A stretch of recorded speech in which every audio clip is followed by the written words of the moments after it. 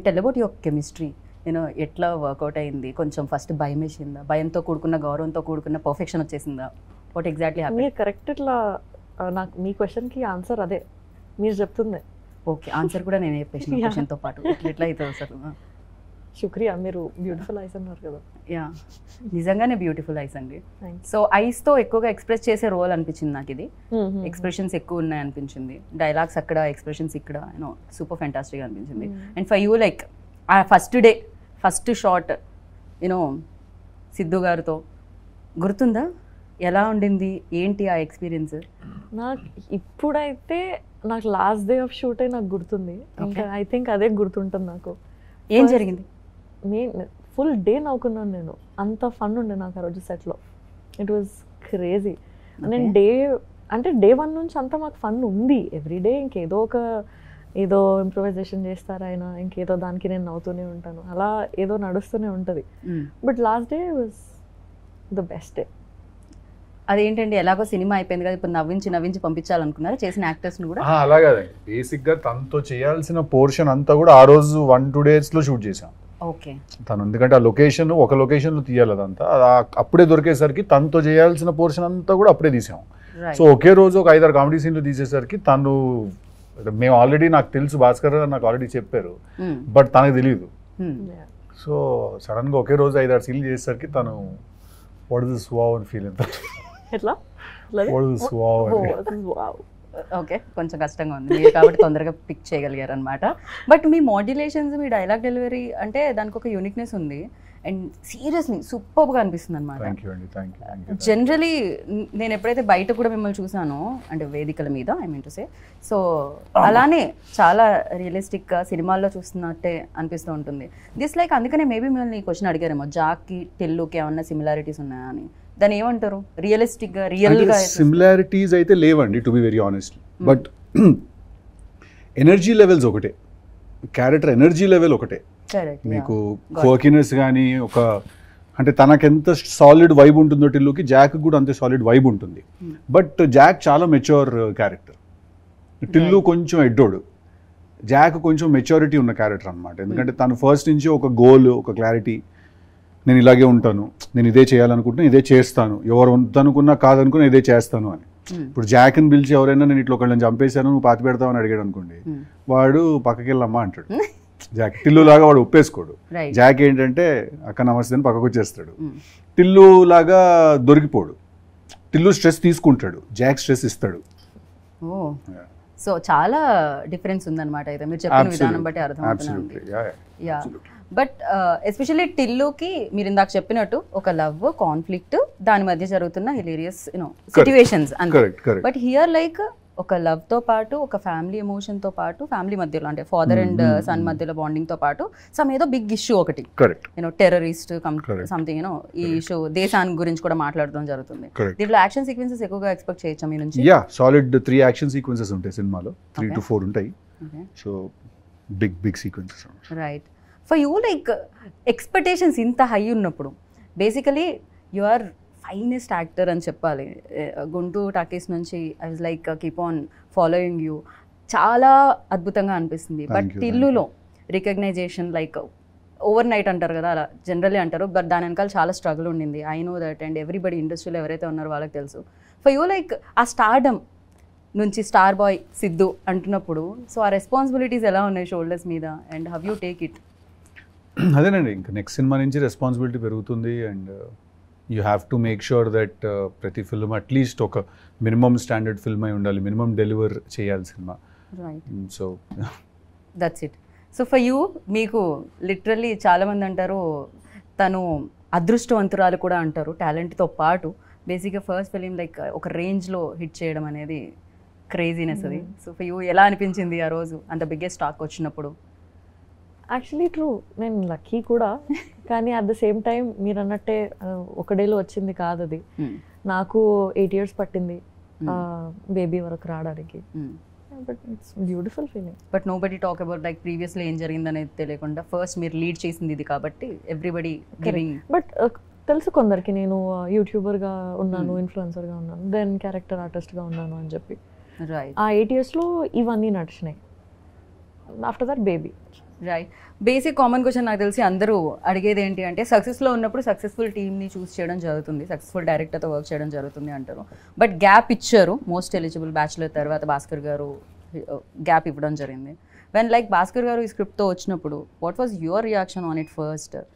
And ఇలాంటి calculations, equations ఇలాంటివి అదేం లేదండి. అంటే నేను క్యాలిక్యులేషన్స్, ఈక్వేషన్స్ లేకపోతే నార్మల్గా వేసి లెక్కలు వేసుకుని ఉంటే నేను ఇవాళ ఇంకా ఇంట్లోనే కూర్చుని ఉండేవాడిని. అంటే actor should not write, or actor రైటింగ్లోకి ఎందుకు వస్తున్నాడు, లేకపోతే మేకింగ్లోకి ఎందుకు వస్తున్నాడు అని క్వశ్చన్స్ చాలా అడిగేవాళ్ళు స్టార్టింగ్లో, before Krishna and his Leela and all of that. But ఒకవేళ if I had given in to that myth or ఏమంటారు ఆ నోషన్కి నేను సరెండర్ అయిపోయి ఉంటే ఇంకా జస్ట్ వెయిటింగ్లోనే అలా ఉండేవాళ్ళం మనం. So I generally don't have any calculation or any game అండి. నేను జస్ట్ నాకు ఏదన్నా ఎవరైనా చెప్పినప్పుడు నాకు నచ్చితే నేను ఒప్పేసుకుంటాను. సో నాకు భాస్కర్ గారు కథ చెప్పిన రోజు డే వన్ నాకు I felt that it's a very cool film to make. Right. So I was like let's do it. Actor కూడా ఒక క్యారెక్టర్కి ఒక సినిమాకి సరెండర్ అవ్వాలి. జనరల్లీ మీ డైలాగ్ ఉంటుంది, నీకు కంప్లీట్గా సరెండర్ అయిపోయారు అది అన్నట్టు. సో జహక్లో అలా సరెండర్ అయిపోవడానికి ఆ యూఎస్బీ ఏమనుకుంటున్నారు మిమ్మల్ని ఫస్ట్? లైక్ అదే ఆయన రాసిన క్యారెక్టరైజేషన్ అండి. డే వన్ నుంచి నాకు ఆయన రాసిన క్యారెక్టరే నాకు ఇంట్రెస్ట్ జనరేట్ చేసింది. ఫస్ట్ నుంచే నాకు ఓకే ఈ క్యారెక్టర్ మనం చెప్పాలి, ది స్టోరీ ఈ క్యారెక్టరైజేషన్ తోటి మనం చెప్పాలి అని అనిపించింది. సో బేసిక్గా మీకు ఏంటంటే ఫోర్ ఫ్రంట్లో ఆయన డిజైన్ చేసిన క్యారెక్టర్ ఉంటుంది, వెనకాల చాలా స్టోరీ జరుగుతుంటుంది. సో మనం జాక్ త్రూ చూస్తాం ఆ సినిమా మొత్తాన్ని. సో ఆయన క్యారెక్టరేనండి from day one. Okay. So ఆ ఎనర్జీని మొత్తం అంతా తీసుకొచ్చేది. చాలా రేసీగా ఉంది యాక్చువల్లీ. ట్రైలర్ కూడా ఎక్కడ గ్యాప్ ఇవ్వట్లేదు. మీరు అంటారు గ్యాప్ ఇస్తే మ్యాప్ వేసేసుకుంటారని. సో ఎవరికి ఆ మ్యాప్ వేసుకునే ఛాన్స్ ఇవ్వలేదు మీరు. మ్యాప్ చేసేస్తానుంది, బట్ మేము మ్యాప్ చేసేంత గ్యాప్ ఇవ్వట్లేదు మీరు. ట్రైలర్ లో బ్యాక్ టు బ్యాక్ డైలాగులు పడుతూనే ఉన్నాయి, కనెక్ట్ ఎక్కడ పోవట్లేదు అనమాట బేసిక్గా. So and for you like దీంట్లో వేరియేషన్స్ ఉన్నాయి, 2 roles ఉన్నాయి, 2 shades ఉన్నాయి అని చెప్పారు. అది 2 different roles లేకపోతే 2 shades? What exactly? షేడ్స్. ఒక క్యారెక్టర్లో 2 shades. So 2 shades. అండ్ ఇంకోటి Q&Aలో సిద్ధు గారు చెప్పడం జరిగింది, చాలా మెయిన్ తన చుట్టూనే కథంతా జరుగుతుంది అని చెప్పి. కథలో ఒక ఇంపార్టెంట్ పార్ట్ నాది. ఇంపార్టెంట్ పార్టా లేకపోతే క్యారెక్టర్స్ ఆర్ లైక్ మీ వైపు? అంటే మెయిన్గా ఈ స్టోరీలో ఏంటంటే 3 మేజర్ క్యారెక్టర్స్ అండి. నేను, వైష్ణవి, ప్రకాష్ రాజ్ గారు. ఓకే. మా ముగ్గురు మధ్యలో జరిగే కథ అండి ఇది fully. Of course there is one villain and everything, that is fine. But మెయిన్గా ఏంటంటే అండ్ నరేష్ గారు ఆల్సో. సో అలాగా తన ఏంటంటే మేజర్ స్టోరీలో తన character is a big part of the story. తన క్యారెక్టర్ లేకపోతే స్టోరీ లేదు. సో అలాగా ఐ థింక్ జస్ట్ వచ్చి వెళ్ళడం కాకుండా తంది కూడా వెరీ మెయిన్ ప్లాట్ లో తంది కూడా ఇంక్లూడ్ అయి ఉంటుంది. యా. సో అఫ్ కోర్స్ ఇన్ఫ్లుయెన్సర్గా చేయడం ఇదంతా ఓకే. బిగ్ స్క్రీన్ మీద ఇంత పెద్ద పెద్ద యాక్టర్స్లో ప్రకాష్ రాజ్ గారు, నరేష్ విజయ్ కృష్ణ గారు, ఇలా బిగ్ యాక్టర్స్ ఉన్నారు. సో చేసేటప్పుడు ఛాలెంజెస్ ఏమన్నా వస్తాయా వైష్ణవి? ఛాలెంజెస్ అది నేను కూడా అనుకున్నా, ఛాలెంజెస్ వస్తాయేమో, ఎట్లా ఉంటుంది సెట్ పైన ఏంటి అని. బట్ చాలా స్మూత్గా వెళ్ళిపోయింది. నేనే మనసులో నా హెడ్లో ఎక్కువ అనుకున్నా. ఒక భాస్కర్ గారు చెప్తున్నారు కదా, ఒక ఎక్స్ప్రెషన్ కళ్ళతో ఇవ్వాలి అంటే నన్ను చూడండి అని వెళ్ళి ఇచ్చేసి వచ్చారండి మీరు. ఆ రోజు డైలాగ్స్ ఏం లేవు, అమ్మాయి వాళ్ళ నీకు డైలాగ్స్ ఏం లేవు, ఓన్లీ నీ ఎక్స్ప్రెషన్ ఉందంటే చాలా సార్ ఎక్స్ప్రెషన్ ఉంది కదా మనం కళ్ళతో ఇచ్చేద్దాం అని అలా మేము మాట్లాడుకున్నాం అంతే. అండ్ ద బెస్ట్ థింగ్ ఏంటంటే ఫస్ట్ మీ Q&As చాలా హిలేరియస్ ఉంటాయి. మీకు మైక్ ఇవ్వగానే చాలా అద్భుతంగా అనిపిస్తుంది అనమాట. ఇన్ఫ్యాక్ట్ జనరల్లీ పక్కన కూర్చుంటూ ఉంటాం కదా, బట్ సిద్ధు గారు మాట్లాడుతున్నారంటే కాన్సన్ట్రేషన్ మీ వైపు. ఎక్కడున్న సర్కిల్లో ఐ థింక్ మీరుంటే సరిపోతుందేమో అనుకున్నాను సిద్ధు నేనైతే. That's amazing. And one more thing you mentioned on Q&Aలో తెలుగు అమ్మాయితో చేస్తే యాక్షన్ రియాక్షన్ అంటారు కదా, ఆ కంఫర్ట్తో ఇంకొంచెం చైతన్యలో వైష్ణవి చైతన్యలో ఆ బెస్ట్ థింగ్ ఏంటంటారు? వాట్ యూ నోటీస్డ్ ఒక గుడ్ యాక్ట్రెస్లో ఉండాల్సిన thing? That she's a good actress.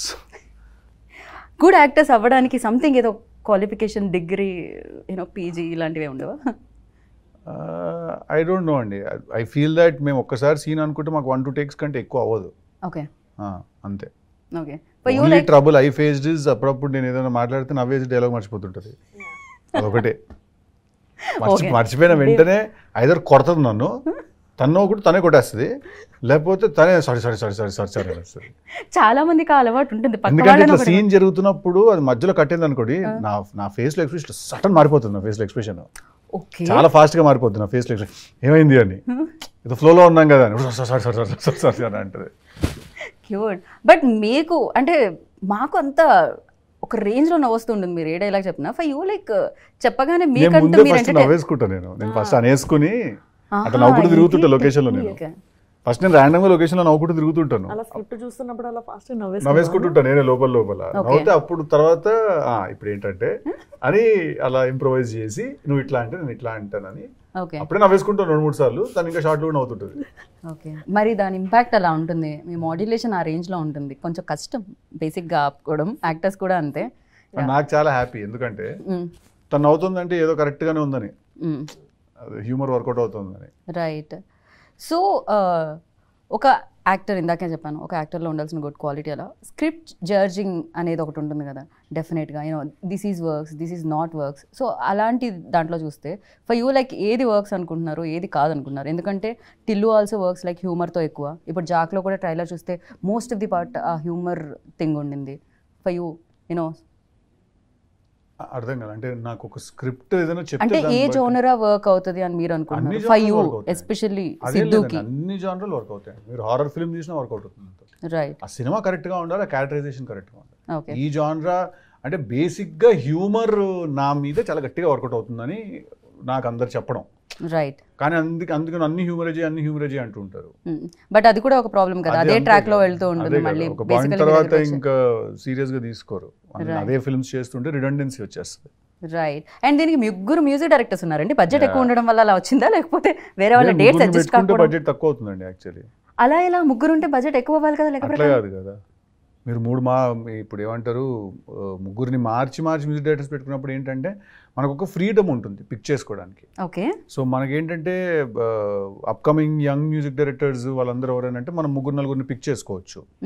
But అదే మీరు టాప్ మ్యూజిక్ డైరెక్టర్లను 3 పిక్ చేసుకోలేరు. సో బడ్జెట్స్ కూడా వేరీ అవుతాయి కదా. అప్కమింగ్ యంగ్ మ్యూజిక్ డైరెక్టర్స్కి తక్కువ ఉంటుంది బడ్జెట్, టాప్ మ్యూజిక్ డైరెక్టర్స్కి ఏంటంటే ఎక్కువ ఉంటుంది. ఓ ఈ విషయం మాకు తెలియదు. అలా అని చెప్పి ఖర్చు తగ్గించడానికి చేసిన పని ఏం కాదండి ఇది. నేను అనుకోవడం స్కోర్ అవన్నీ కూడా SAM-CS వాళ్ళందరూ చేస్తున్నారు, అందరూ టాప్ టెక్నీషియన్లే, అలా అని కాదు. బట్ ఈ సినిమాకి ఏంటంటే అలాగ మాకు కుదిరింది అంతే, అలా అనుకుని ఫస్ట్ నుంచి వెళ్ళాం మేము. పైగా SVCC బడ్జెట్ తక్కువ చేసే బ్యానర్ కూడా కాదు.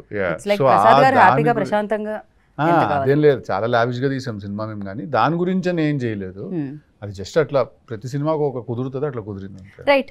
సో సినిమా గురించి ఎలాగో మీరు అదర్ ఇంటర్వ్యూస్ లో కూడా మాట్లాడుతూ ఉంటారు వేరే టెక్నీషియన్స్ గురించి. హ్యావ్ అ ఫ్యూ క్వశ్చన్స్ అనమాట, ర్యాపిడ్ ఫైర్ లాగా. సో ఫాస్ట్ గా మీరు ఆన్సర్ చేయాలని కోరుకుంటున్నాను. సో ఇద్దరికి అటు ఇటు కాపీ, సమ్ టైమ్స్ కాపీ చేస్తూ ఉంటాం ప్రశ్నని. ఓకే. బిగ్గెస్ట్ వీక్నెస్ సిద్ధులో అంటే ఏం చెప్తారు? Over honest. ఓకే. జాక్లో? Jack don't have any weakness. No weaknesses. Oh, anta strong. Okay. Nice. For you? Vaishnavi? Siddhulo Vaishnaviలో weakness. Vaishnaviలో Siddhulo. Oh, Siddhuలో weakness చెప్పండి, మీకు తెలుసా? No weakness. No weakness. Okay. Vaishnaviలో? నాకు ఏదైనా తెలియని విషయంకి నేను ఎక్కువ టెన్షన్, ఇప్పుడు ఏదైనా విషయం తెలియదు అని అంటే దాని గురించి మనం ఎక్కువ టెన్షన్ పడుతుంటాం కదా. రైట్. నాకు చాలా విషయాలు తెలియని నేను అనుకుంటాను. సో ఆ స్పేస్లో నేను కొంచెం I hope I framed it right. ఇంకొకటి ఏమర్థమవుతుందంటే ఎవరన్నా అనుకుంటారని మీరు లోపల ఉన్న వైష్ణవి చైతన్య ఏమన్నా దాస్తూ ఉంటారా మధ్యలో? నేను ఆన్సర్ బయటకు రాకుండా ఉన్నప్పుడు ఇట్లా కెమెరాలు పెట్టినప్పుడు మాత్రం ఇస్తా అది కనిపిస్తూ ఉంటుంది Vaishnavi actually. So what makes you angry? Dishonesty. Okay. For you? I think same. So in these days like ఈ మధ్య కాలంలో మిమ్మల్ని బాగా ఎక్సైట్ చేస్తున్నది ఏంటి? నా రైటింగ్ ప్రాసెస్ అండి. నేను ఒక 2-3 స్క్రిప్ట్స్ రాశాను కూర్చున్న టీమ్ వాళ్ళతోటి. సో అది చాలా నెక్స్ట్ చేయబోతున్న 2 ఫిల్మ్స్ నేనే రాసుకున్నాను కలిసి, ఒకరితో కలిసి.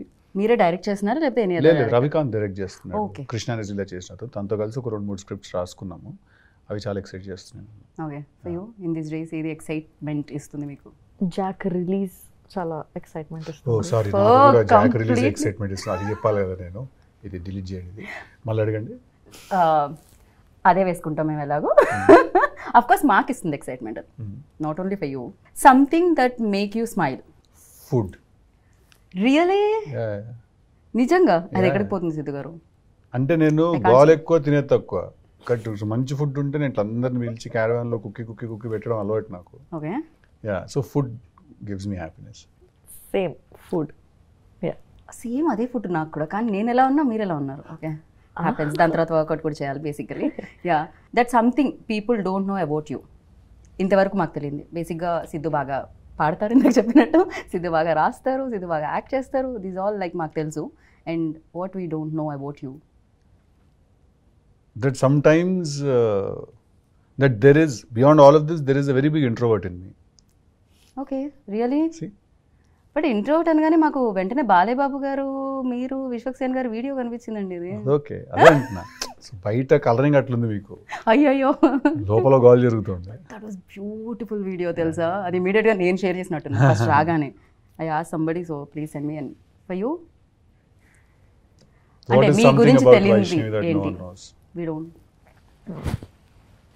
Yes, I'm also introvert. Okay. Yeah.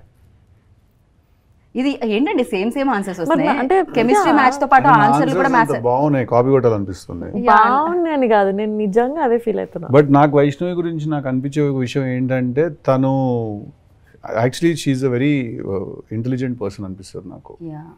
తను చాలా తక్కువ మాట్లాడుతుంది కానీ తను చాలా గట్టిది. Like I think she's emotionally a very strong person. Am I right? I think yeah, she's emotionally very strong.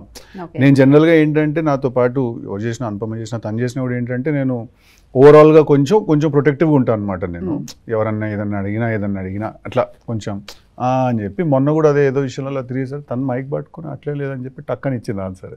ఇంకా ఓకే గుడ్ అనుకున్నాను నేను. So I think she emotionally very strong, which women basically are. Especially in this industry it's అంటే కావాలేమో కదా.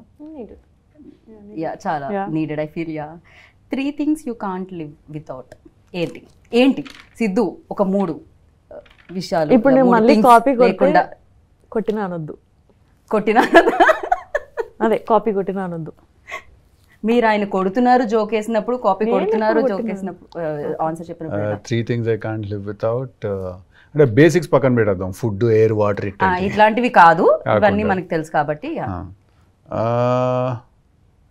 My people, my friends, my group of my people, whoever they are. ఎక్కువ మంది లేరు, which includes my family and everyone. I don't have a lot of friends. That's one people, and that one is my people, my circle. The second one? Third one is cinema. I cannot live without cinema. I have to watch films.